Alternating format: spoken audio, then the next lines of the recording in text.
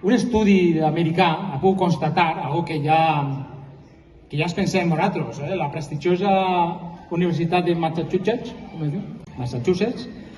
ha fet un estudi i ha englobat una població molt gran i després de fer diversos experiments, estudis, enquestes, càlculs matemàtics, han pogut determinar, sense por a equivocar-se, que realment els guapos són els raros.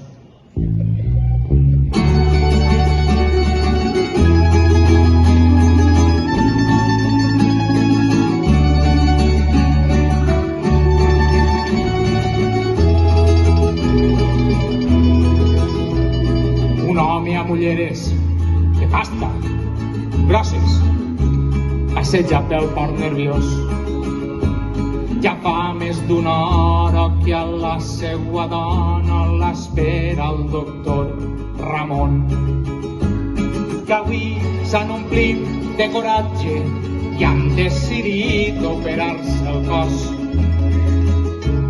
La dona es vol llevar papada i a la més farà per un penis ben gros. Però no saben que ser atractius també pot comportar viure en un malson.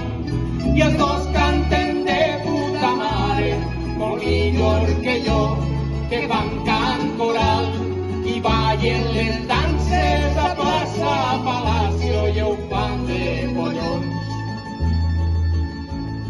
El Pepe és un xic que ha fet panxa i es passa el sant dia estirat al llit. Avui el rodegen 3 metges i un jove becari amb un bisturí. Amb un permanent delimiten l'essència greixosa que li extrauran. I ell somia en prendre un Waikiki envoltat de senyores que marquen mugrons. Però el Pepe no sap que alguns ben plantats també viuen en un malson. I el tio organitza trobades d'amics dels 600 i en té un rotllet. I quan va pel poble els xiquets li demanen que els deixe pujar. No saben que els guapos són els raros, que ho sap tothom, però no ho diu ningú. Tampoc no s'agraden ni tenen complexes per ser diferents. No saben que els guapos desafinen, no tenen swing i no ballen bé.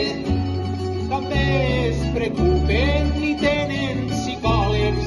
I què passa, professor? I no passa res. Què passa?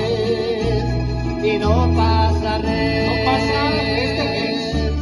I no passa res. No passa res.